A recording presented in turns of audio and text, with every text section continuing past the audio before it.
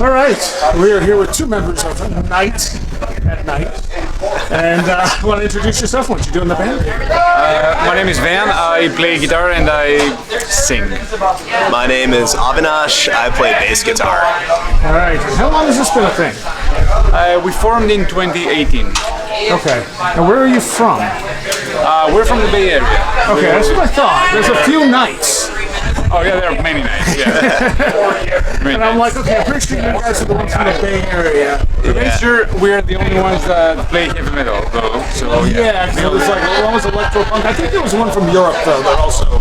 there is a band from Sweden, right? Yeah, Called there Nite. is an NIGHT, but we are the NITE that plays heavy metal that is from the San Francisco Bay Area. Right. Okay.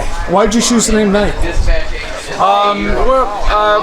Night for us means the dark times, the rough times that we all go through life. So the whole band is about that. The whole band is about writing songs about people who like are down on their knees and want a little bit of help to stand up. That's what this music does for us. Like we go through rough times, and whenever we play and we write songs and we play live shows, this is what we live for, you know. So we get some strength from it, and we hope the people who like our music do the same. And how many records do you have out? We are on our third record now, so that's what we're touring support on. So our newest album is called Cult of the Serpent Sun. It came out back in March, and so it's been out for a couple months. The reception's been fantastic. We've been playing like half the record at the shows in the store so far, and it's been so great. It's been so awesome seeing the reaction from folks. Go ahead. It's on Seasons of Mist. It's on Season of Mist, yes. And we got a chance to pay a visit to our label while we were here on the tour on the East Coast. Nice. And getting to meet the staff for the first time in person, yeah. In person, yeah. It's been so cool. And a chance to actually connect with the folks that have been supporting this album, both like in the crowds, but also behind the scenes. So it's been special. All right, so how many members total? Four. And how stable has been the lineup been? We had one lineup change between the first and the second album. Our founding bass player, Avi took the place of our founding bass player. So that's it. So what Van's trying to say is that I'm a homewrecker. So yeah, I joined the fold back in, I guess technically it was 2021 while we were working on Voices of the Cronian Moon, and then the album came out in 2022. So, but that's been the one lineup change in Nite, and hopefully that's the only one for quite a while. But I love that your sound doesn't really fit anywhere. Like you have almost like thrash, black metal vocals, but then you have the old school metal sound with the guitars, and it kind of gives you a very unique flavor. How did that evolve? Well, I think for us, Nite is heavy metal music. I know that people like to put labels like black and heavy metal or black metal with heavy metal. For us, like this is heavy metal music. This is like we like Motorhead, Maiden, and Megadeth and Metallica and all that stuff, and that's what we think it should sound like in 2025. I mean, here's the thing. All of us, we grew up in different eras. In my case, I'm a few years younger than Van, Pat, and Scott. But we all grew up loving Maiden. We all grew up loving Black Sabbath and Ozzy and Megadeth, Metallica. We grew up with all kind of same sort of musical influences, like Halloween too, and R Noir to a pretty good extent as well. So here's the thing. It's like when we're coming up with brand new metal music, there's no rules. We can be like, why not have black metal vocals over heavy metal? Because we have all these tools in our arsenal. Like, we think it sounds fantastic, and therefore, if that's the heavy metal we want to make, we're going to do it. Why not? Well, no, absolutely. I think at least you stand out a little bit. One thing I want to add is that guitar leads, like guitar solos, like extravagant guitar solos, are kind of a loaded subject. In my opinion, because I grew up in that era, I think it's because of the whole grunge movement. So there are a lot of don't do that, don't play guitar leads, don't do that, don't play guitar leads with black metal vocals and stuff like that. Which, to me, the only thing I want to say is that for me, heavy metal meant that you do whatever the fuck you want to do. Yep. And that's what we're doing. And I don't. If I liked rules, if we like rules, we would be doing something very different than playing heavy metal music. I'll leave it there anyway. Who writes the lyrics? Well, Well, so, Van is the vocalist, and so he comes up with the starting point for pretty much all the lyrics. But all of us in the band will chip in. Patrick, our drummer, is a fantastic lyricist. So Scott, I had a history as like a writer and a journalist at one point too. So all four of us, there's literally a living Google Doc of Nite lyrics that all of us have chipped bits and pieces in. But the genesis, sorry for the pun, the genesis always begins with our band, right? My answer would be that we all write lyrics. I'm also Greek, so like my English is not the best. So these guys have saved me from many stupid things. So, yeah. How long ago did you come to this country? I moved to the US in 2015. Oh, okay. So shortly before the band. Yeah. Were you in? Oh yeah, plenty. I'm a little bit on the older side anyway. So yeah, I lived in Germany for 10 years before that. I was in a band called Satan's Wrath. We did 3 albums on Okay, yeah. And before that I was in Mencia. It's a band from, we were signed in Norway and we did a couple of albums and plenty other bands. I'm a little bit older. Okay, what about you? Yeah, so I think the band that did of note before Nite was called Wild Hunt. It was kind of a progressive black metal band based in Oakland, California. But around the time I joined Nite, I joined a few other bands that became much more active. So right now I play in a band called Vorlust that is kind of more of a death metal project. We also have a band called Wretched Stench, again playing bass there. And I have another final band called Panzagora with a couple friends of mine where all the songs are about Mortal Kombat.